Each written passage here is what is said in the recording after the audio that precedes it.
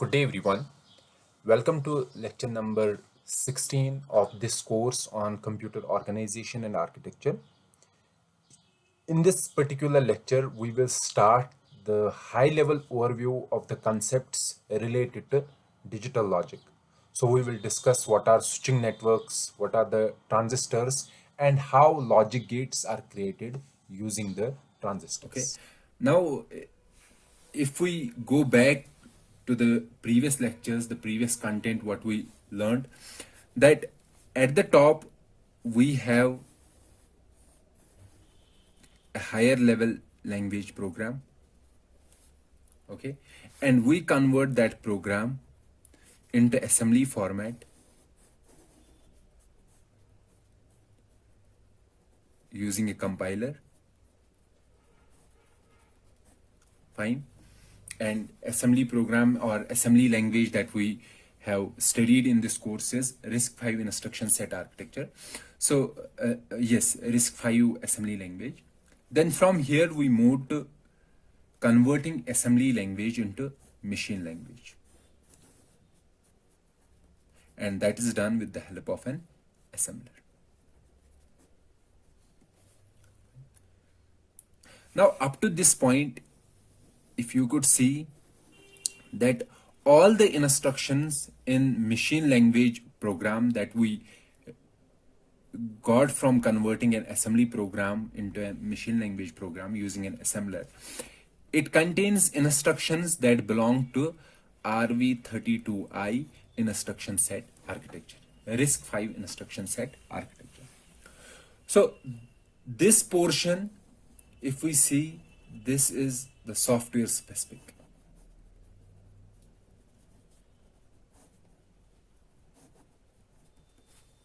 Okay, and now we have to design a hardware that should be able to execute these instructions in the machine language program. Okay, so after this we have to design the hardware.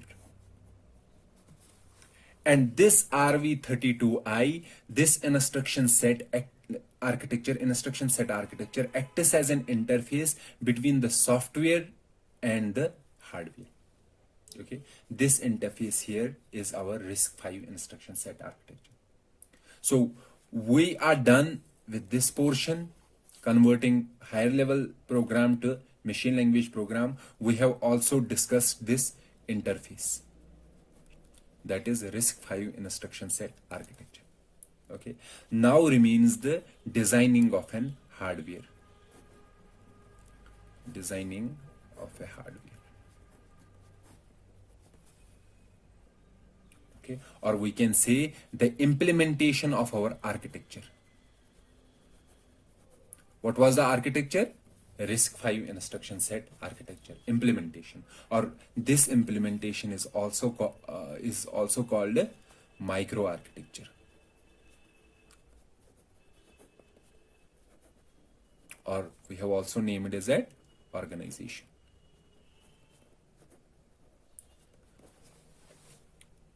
So the focus of this particular lecture and the subsequent lectures is to design the hardware for a RISC-V instruction set architecture. So what is the meaning of an hardware? Hardware here means the circuit that should be able, the digital circuit that should be able to execute all the instructions that belong to the RISC-V instruction set architecture. And the subsequent lectures, we will first go with the digital logic. We will discuss the digital logic, and in the digital logic itself we will discuss various circuits that we should be able to design using the digital logic. Then from here we will discuss the processor designing, how we can design the processor, sorry. And in digital logic we will learn about the combinational logic and sequential logic. I will make you understand what this combinational and sequential means. Then we have to discuss the processor, how using the digital logic components we can design a processor that should be able to execute RISC-V instruction set architecture. From this particular point, we will move to another portion called pipelining. So pipelining is basically making the processor, this simpler processor, much efficient. Okay, so we will discuss the pipeline. So after completing pipelining, we will discuss the memory. So for these three chapters, processor, pipelining, and memory, this digital logic is the base on which we will, this will be our base on which we will lay our other, we will carry out our other chapters. Okay. So the main aim of today's lecture will be to discuss the digital logic.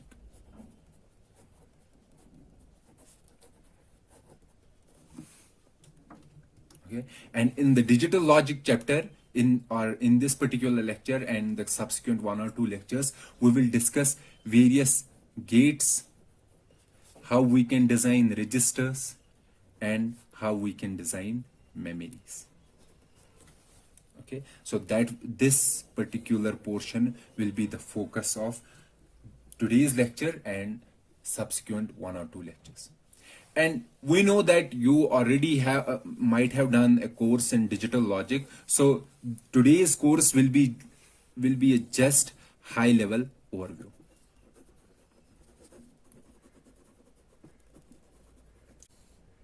Okay, so let's start today's lecture, lecture number 9. So before discussing the logic circuit, before starting the system, before starting this particular lecture, so first of all, we have to understand the complete hardware design hierarchy.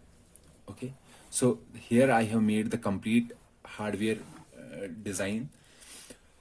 So on the top, you can see we have a system.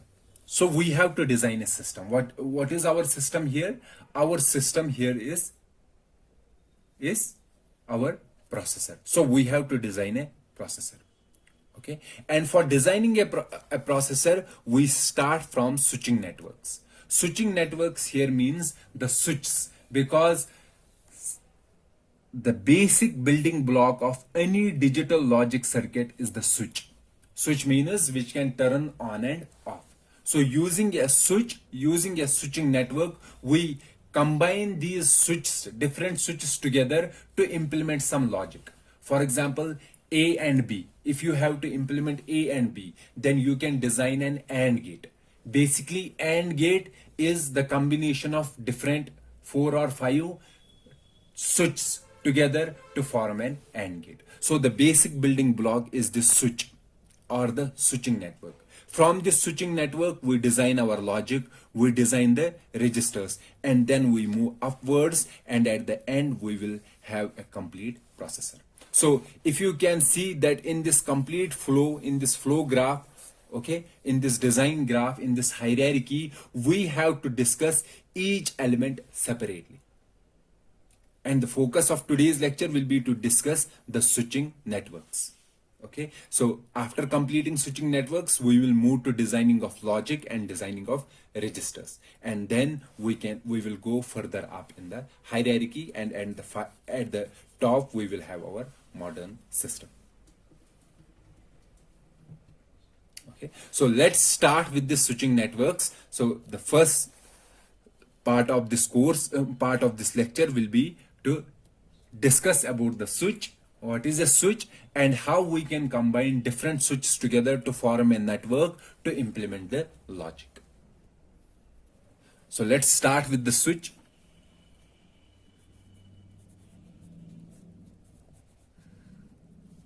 So what is a switch?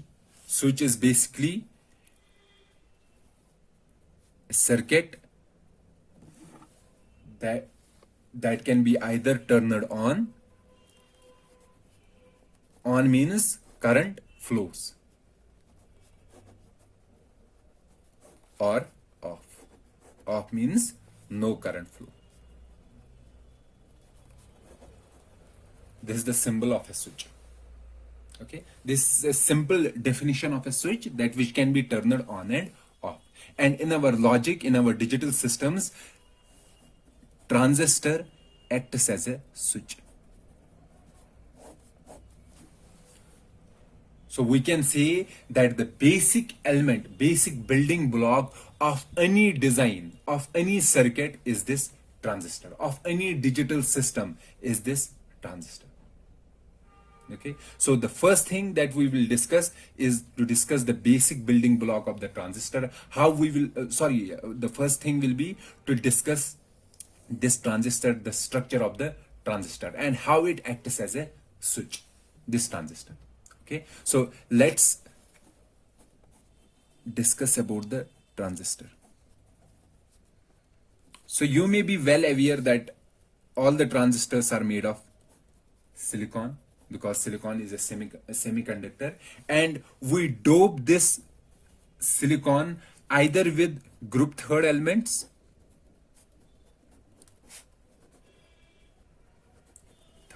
like boron, aluminum, or gallium. Okay, and by doping this group 4 element, this silicon, with group third elements, it will form a transistor which we called, or it will form a semiconductor which we called a p-type semiconductor. Okay, and by doping silicon with group 5 elements like phosphorus or arsenic, we will have an n-type semiconductor. So in p-type, holes are the majority carriers, or we say the positive charges are the majority carriers, and in n-type, electrons are the charge carriers. So this is a p-type semiconductor, this is an n-type semiconductor. P-type means when silicon is doped with group 3 elements, and when same silicon is doped with group 5 elements, we have an n-type semiconductor. And using these p-type and n-type semiconductors, we can design our transistor. Okay, so let's design a transistor.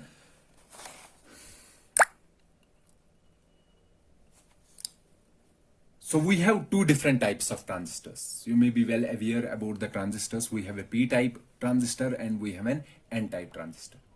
Okay, let's make the first n-type transistor, which we also called Nmos. Okay, let's make an n-type transistor. The n-type transistor is like this. We have a p-type substrate.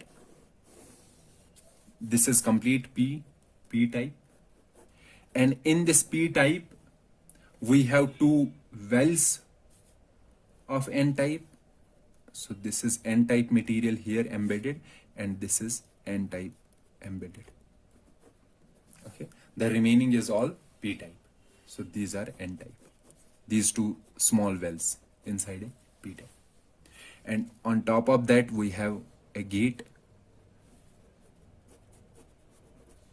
Okay, and these are the three terminals. This is called source terminal. This is called a drain, and this is called the gate. Okay, now assume that we applied a positive charge at gate. So by applying a positive charge at gate, so this positive charge means it is here also, so it will repel the positive charges in p-type, and it will attract the minority electrons towards itself, towards the gate. So we will have negative charges here. So after applying a strong positive voltage at the gate, we will have n-type electrons here. So that means this portion, this top portion, will become an n-type, because it will have negative charges as majority charge carriers. So we will have a channel formed here between these two n-type wells. So we can see this entire portion becomes n-type. So n-type means that the negative charges can freely move here. So since they can freely move here, they can easily go through these terminals. Okay, so by applying positive voltage, there is the flow of charge. So when there is a flow of charge, we say there is current. Okay, so we are saying that if we apply positive voltage at gate, there is the formation of a channel between these two n-type wells, and due to the formation of that channel, current can easily flow. So that means by applying the positive voltage, we have the flow of current. And by applying a negative voltage at the gate, or we can say the zero voltage. So if we apply a negative voltage here, there won't be any negative charges here, or we can say there won't be any electrons. So here we have only holes. So there won't be any formation of channel here. So the circuit is broken here. Okay, so the current will not flow from this terminal to this terminal. So there is no flow of current in case of applying a negative voltage at the gate. So there is no current. Thus you can see here that NMOS transistor, the symbol of NMOS transistor is like this. So I'm making a symbol here.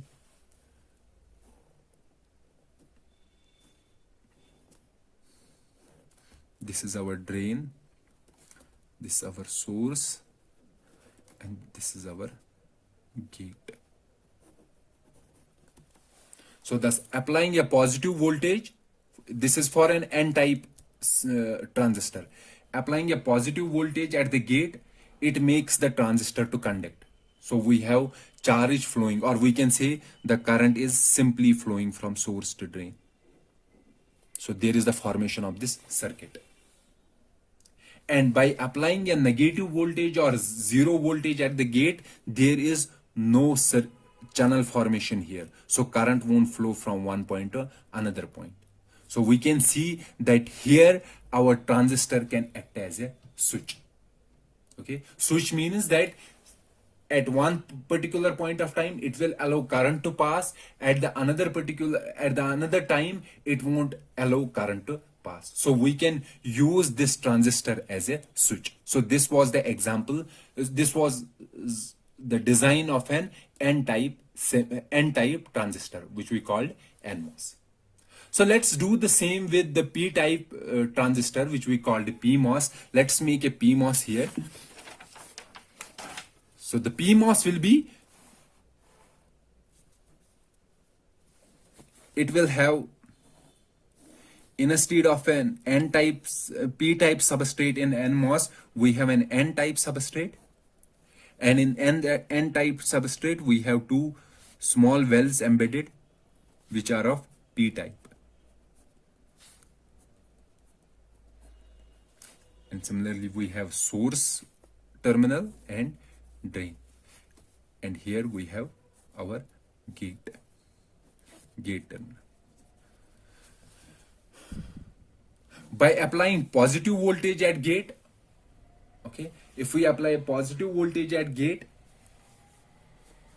so applying a positive voltage means here it will attract a negative charge carriers.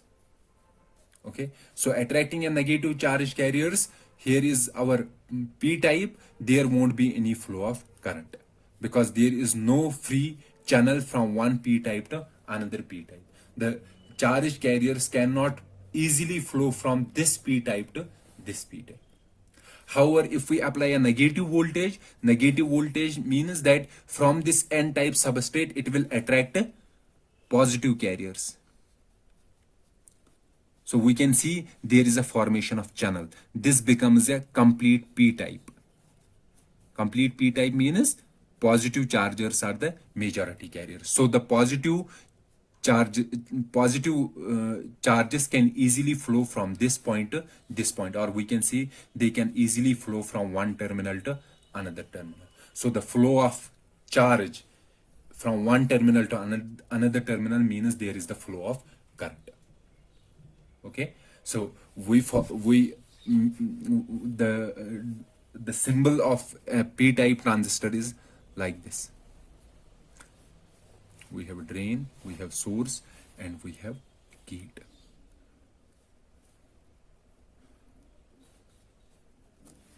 Okay, so only difference is that here we have this circular shape as compared to an n-type transistor.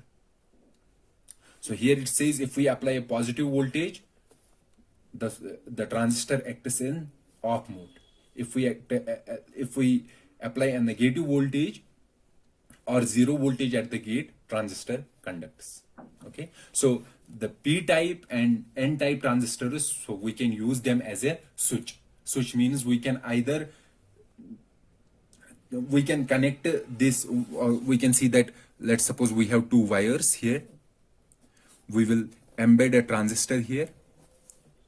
Okay, and this transistor can be turned on and off depending upon the need. For example, if we want this current to flow, then we have to keep this transistor in on state. If we want that current should not flow from point A to point B, then we should have this transistor in off state, and we can easily turn this transistor in on and off using the external voltage. So this was all about the transistor and the different types of transistors, p-type transistor and an n-type transistor. So let's see how we can make logic gates using transistors. Okay, so first of all, as I said, what we did, we discussed the switch, and we said that switch is made of a transistor, and there are two different types of transistors, n-type transistor and p-type transistor. Okay, now we will see how we can combine these switches together to form a network of switches or network of transistors, and this network is then used to implement any logic. Okay, for example, let's say we want to implement NOT logic. What is a NOT logic? NOT logic means if input is A, output should be A naught. NOT logic or inverter. So we will see how we can use these switches, these transistors, basic transistors, to implement this logic, to implement an inverter. So what is the symbol of an inverter? Inverter is like this. This is the symbol of inverter. This means if input is A, output should be A naught. And this can be easily achieved using, this can be easily made using a network of switches or network of transistors. So let's use two transistors to design a NOT gate. Okay, so we have two transistors here. For example, let's say this is our one transistor. What type of transistor is this? This is n-type transistor. Okay, and let's make another transistor here.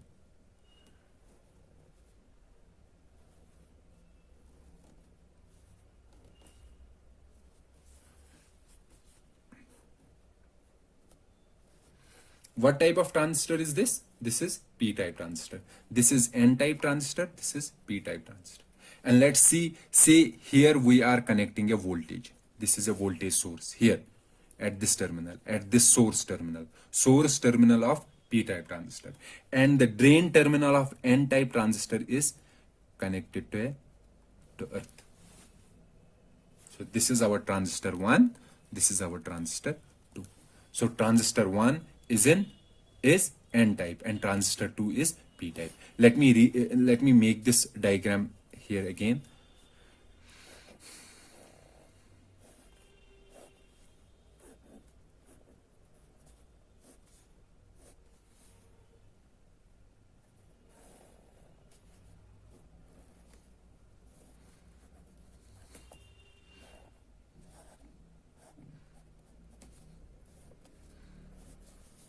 This is transistor T1, this is transistor T2. Okay, and this is the gate of one terminal, gate of one transistor. This is gate of another transistor. Let us connect these two gates together.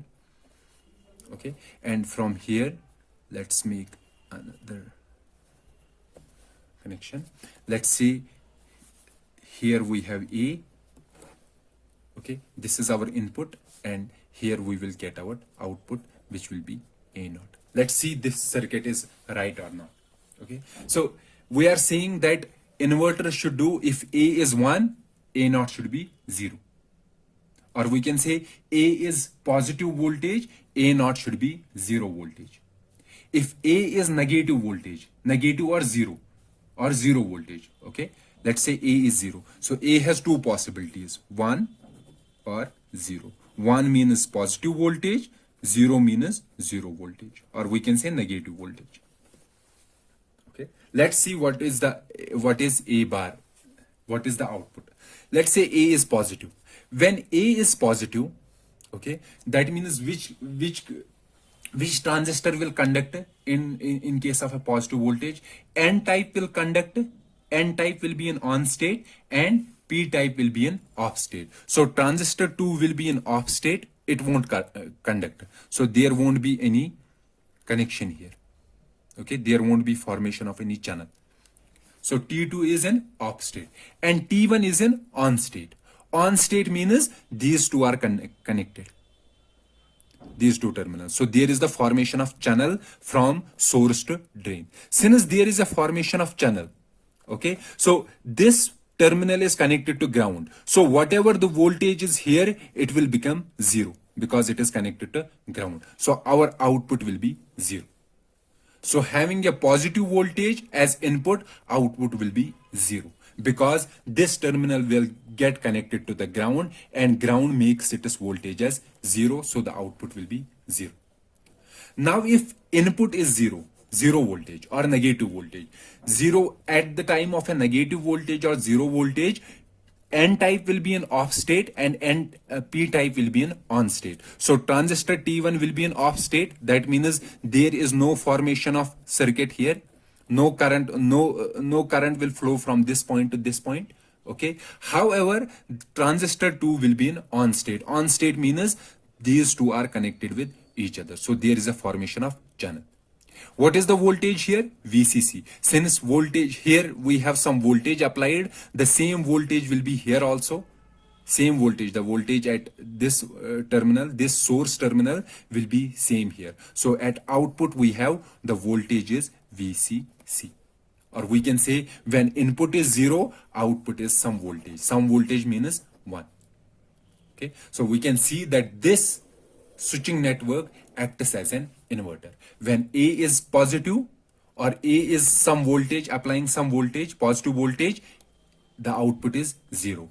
If the input voltage is 0 or negative, the output voltage is some voltage, or we can say the positive voltage, that means the output is 1. So we can use transistors to design a NOT gate or NOT logic or an inverter. Likewise, we can use NOT gates to design AND gate, to design OR gate, to design NAND gate, to design NOR gates. So all these gates can be designed using our basic switch elements or our basic transistors. So combining transistors together in the form of a network, they can be used to implement any logic. Here we have discussed one logic that was related to NOT logic. So you can use similar methods to design AND gate, OR gate, NAND gate, and NOR gate. So this is your assignment to design AND, OR, NAND, and NOR gate using the basic switch element or using the transistors. Okay, so up to this point, if we see that we are done with this portion, we have discussed the switches and the switch networks, and using the switch networks, as I said, we can design the logic. Okay, digital logic.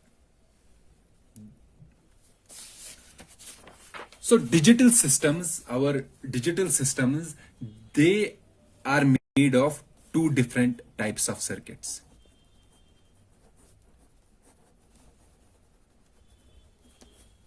So we have a combinational logic,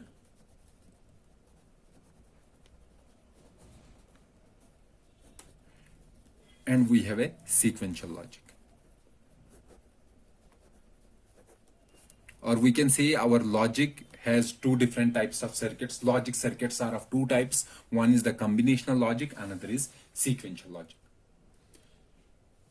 You may be well aware about these terms. What do you mean by an by a combinational logic and what we mean by a sequential logic. Let me briefly give an overview of these two logics. So combinational logic means output is a function of inputs on, is a function of current inputs. Current inputs. Okay. It does not depend upon the history of inputs. Let's say I have to add two elements or two inputs, A and B. The addition of A and B depends upon the current values of A and B. It does not depend upon the past values of A and B.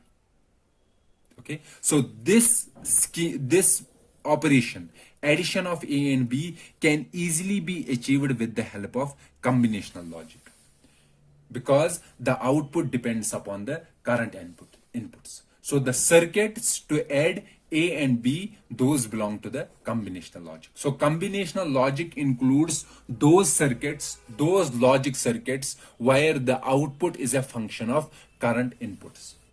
Some other examples of combinational logic are, for example, multiplexer.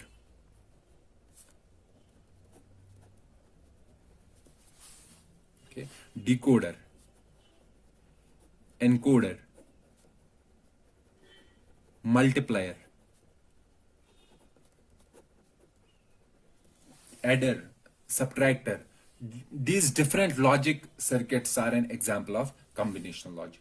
We will discuss these multiplexer, decoder, encoder here in this particular lecture. The example is how we can design multiplexer, decoder, encoder using the combinational logic. So that will be the focus of this particular lecture. So let's wait 1 or 2 minutes. We will discuss these circuits separately. And the other type of logic is the sequential logic. In the sequential logic is the circuit, is the digital circuit that remembers or stores information. Remembers or stores information. So the output not only depends upon the current input, but also the previous input or the history. Okay. And sequential logic, we also called it state elements. State elements means they are storing some state.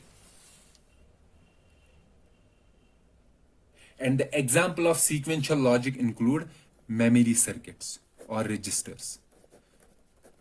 So basically registers are made of digital logic. What kind of digital logic? For example, flip-flops.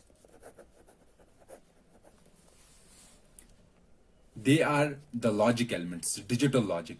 And these logic elements or these logic circuits are used to store the information. Okay, registers in the form of registers or memory. And these type of circuits belong to the sequential logic. So sequential logic includes the circuits that remember or store information. For example, memory and registers. And combinational logic includes circuits where output is a function of inputs only, not the history of its execution. And the example is circuits to add A and B. And representing a combinational logic, we can represent any combinational circuit. There are different formats in which we can represent a combinational logic. For example, using a text description or using a Boolean expression. For example, if we have to denote A and B, this combinational logic, we can simply write A dot B.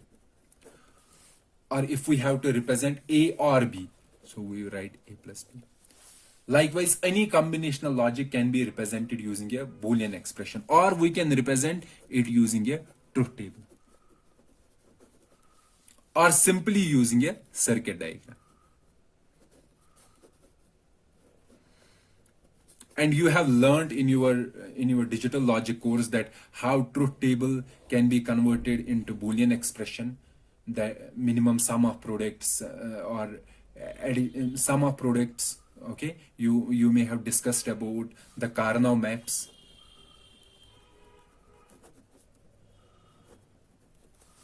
To convert any circuit diagram into a Boolean expression. Okay, so let's not go there, let's not discuss those things.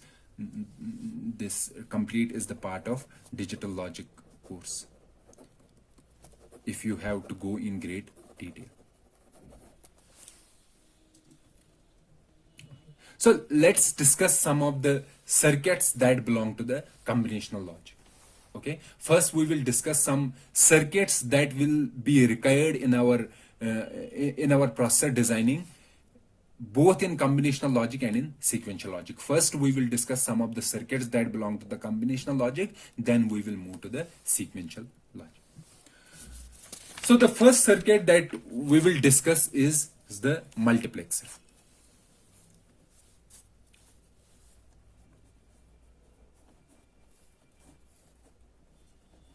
What is a multiplexer? Multiplexer is that if we give n inputs, if we have n inputs, among these n inputs, it chooses one input.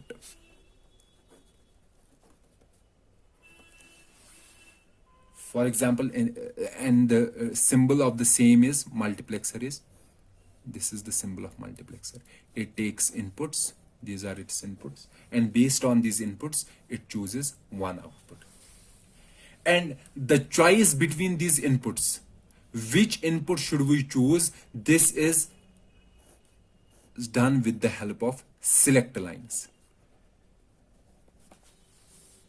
So based on these select lines or select bits, we decide which input we have to choose from the multiple possible inputs. Okay, so if we have n inputs, it chooses one input with the help of select bits or select lines.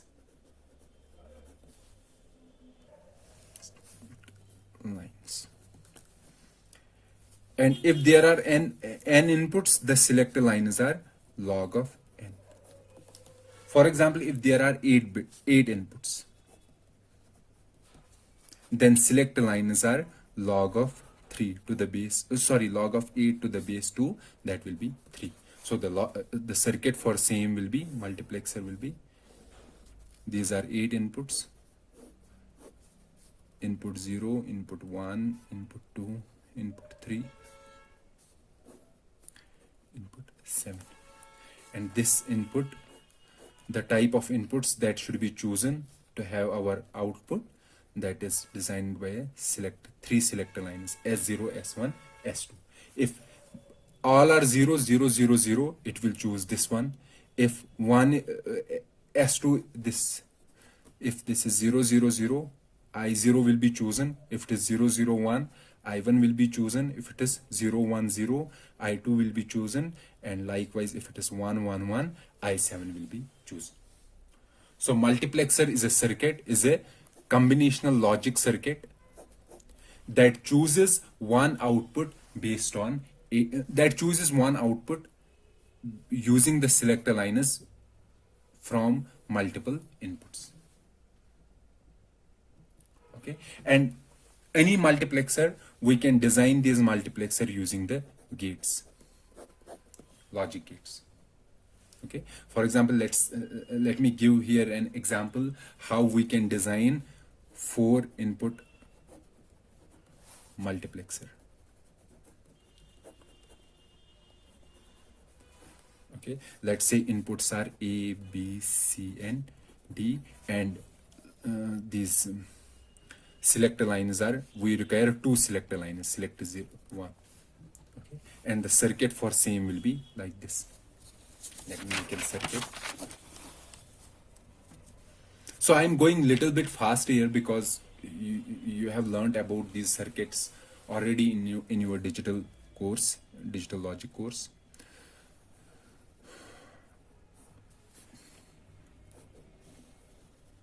These are AND gates. Okay, so input A, B, C, D.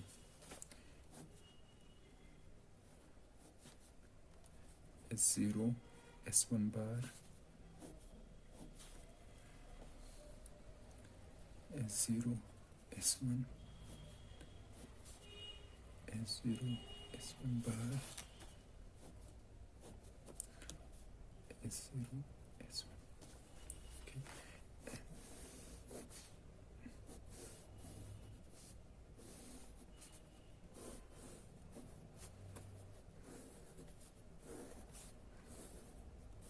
This is our output. So let's see here. So these are our four inputs A, B, C, and D. If S0 and S1 are 0, 0, both are 0, 0. So let's see if both are 0, 0. So what is the output of this AND gate? This AND gate. S0 is 0, so S0 bar will be 1. This is 1, this is 1, this is A. So 1 dot 1 dot A will be 1. So output will be A. Here if you can see, here S0 is 1, S0 bar is 1, S1 is 0. Since one of the inputs to the AND gate is 0, so output will be 0. So here also output is 0, output is 0. And here the output is 1. A is the output.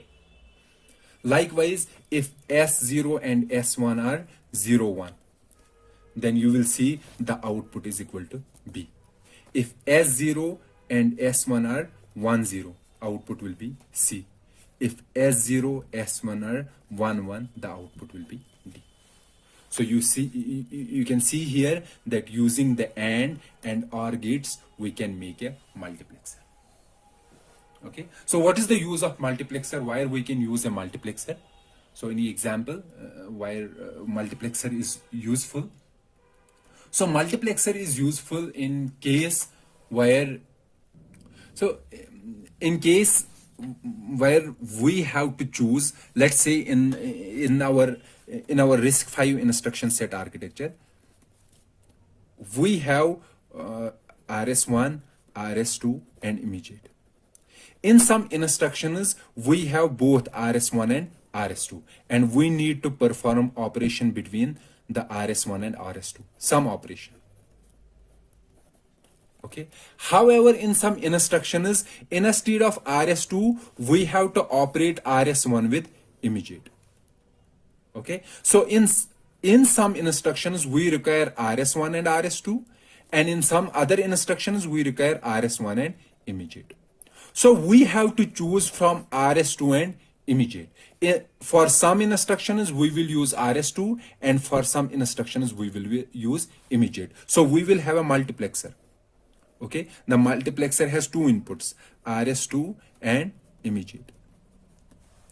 Okay, and this multiplexer will work, it will have some selector line, and for some instructions it will choose immediate as an output, and for some other instructions it will choose RS2 based on the type of instruction. So in such scenarios, we require a multiplexer. We will when we will design a processor, we will show there that multiplexer is the most frequently used combinational logic. So we will see the use of multiplexer in our processor design. So what is a multiplexer? A multiplexer is a combinational circuit that chooses one output among different inputs. Okay, and the choice of an input depends upon the select bits or selector lines. Okay, and the number of selector lines or selector bits depends upon the input. If we have n inputs, then selector lines will be log of n. Okay, so likewise, the opposite of other circuit that we have to discuss is the opposite of multiplexer. So multiplexer was choosing one among n inputs. So the reverse of this will be demultiplexer. What demultiplexer does, given one input,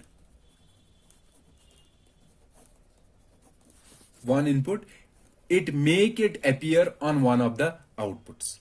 What I mean to say, that we have a circuit, we have this demultiplexer, demux we say, and this demux takes an input, one input, okay? and it has multiple outputs. This input, let's say this is output 1, this output 2, this output 3, this output 4, this output 5. This input is matched from this portion, this input, to one of these outputs. So this input may go to output 1 or to output 2, output 3, output 4 or output 5. To which output should we match the input? That is done by the demultiplexer. So the demultiplexer takes one input and it matches this input to one of the output lines. And this again is done with the help of select bits. So select bits will determine to which of the output should we match the input. Okay. So what is the use of a demultiplexer? Where should we use the demultiplexer? The demultiplexer is used in case of memories. For example, in our memory, we have different locations. These are different locations.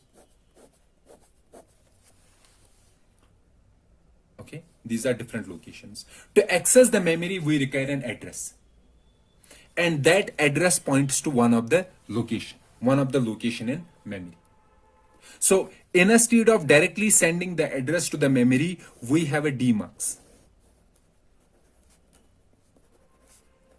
that takes input and address, and based on this input it selects one of the output. So each output will be connected to one of the memory location.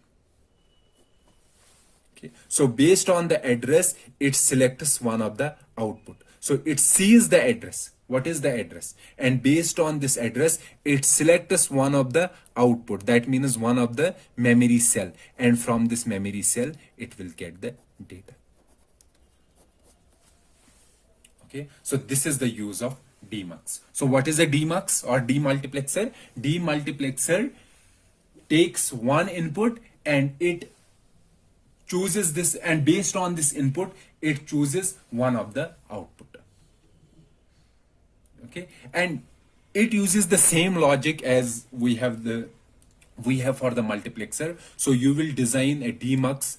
So it is your homework to design a 4 output demux using gates like we did for the multiplexer. Okay, so after the demultiplexer, another combinational circuit that is useful for our process designing is the encoder.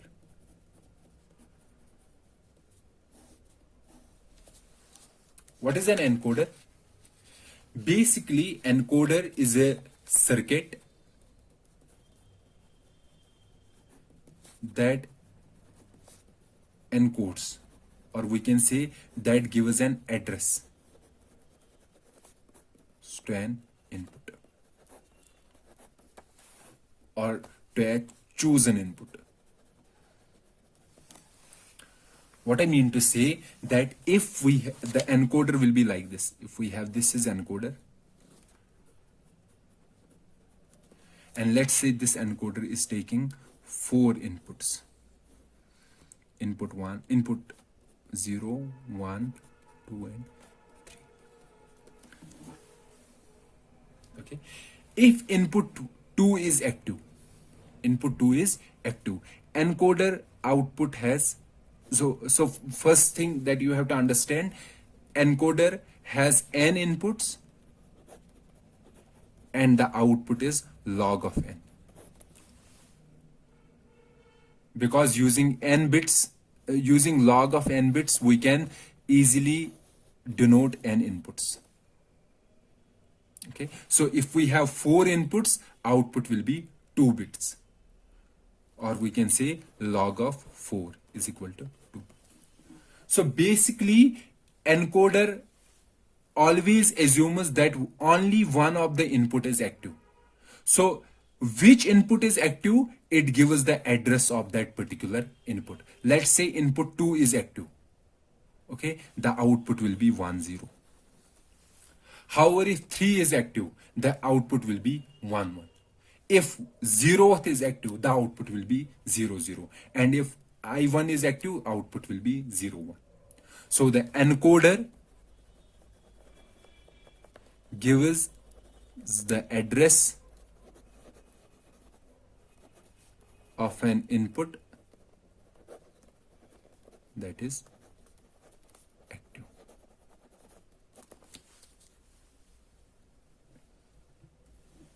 Okay.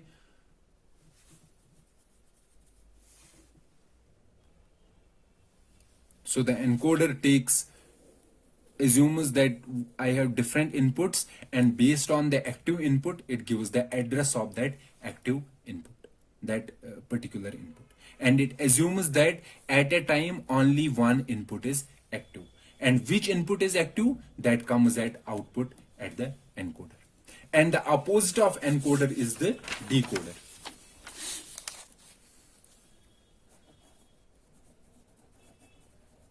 Decoder works similarly as the demultiplexer. How it works? It takes some input, or we can say the address bits, and based on the address bits, it chooses one of the output. It is the opposite of encoder. What encoder was doing? So we have input 1 was active, and it was giving the address of that active one.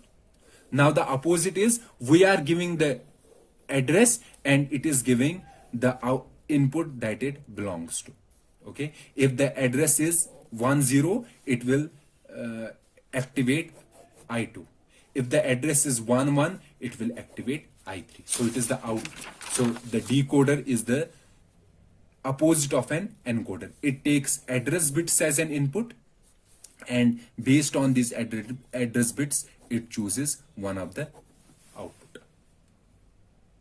Okay, so we can use decoder instead of a demultiplexer in case of accessing memories.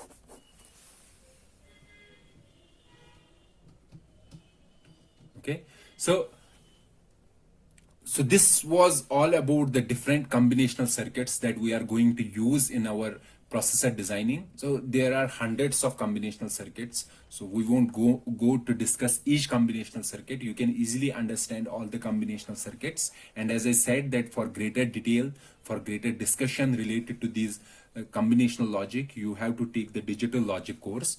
So this was all about the combinational logic.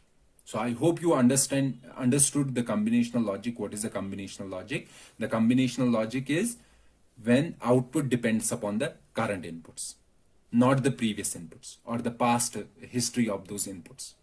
Okay, and some of the examples that we discussed is the encoder, decoder, multiplexer, and demultiplexer. Multiplexer chooses one among different inputs.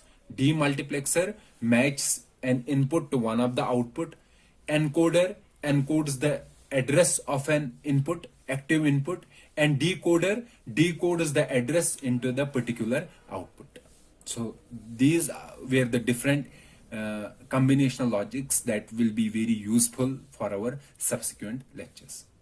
Now our combinational logic is completed. Now we have completed the combinational logic. Now after this comes our, so we can say that our logic is done. We are done with the logic, or our combinational logic we have completed. Now comes the sequential logic. As I said, that logic has digital logic. There are two different types of circuits. One is the combinational logic and another is the digital logic. Another is sequential logic. So we are done with the combinational logic. Now we have to discuss the sequential logic. Sequential logic means the circuits that can be used to remember the information. And based on the sequential logic, we will design the registers. And also using this logic, this combinational logic, we have discussed how we can design multiplexers. So multiplexers is done.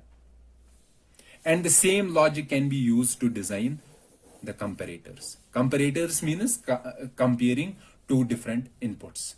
Whether one input is whether the two inputs are same or they are different. So using this logic, we can design comparators and we can design multiplexers. But in our subsequent lectures, in our future lectures, we will discuss about the sequential logic and how we can use the sequential logic to design our registers. And from the registers, we will design state registers and code registers. Okay, so let's meet in the next lecture. Till then, goodbye.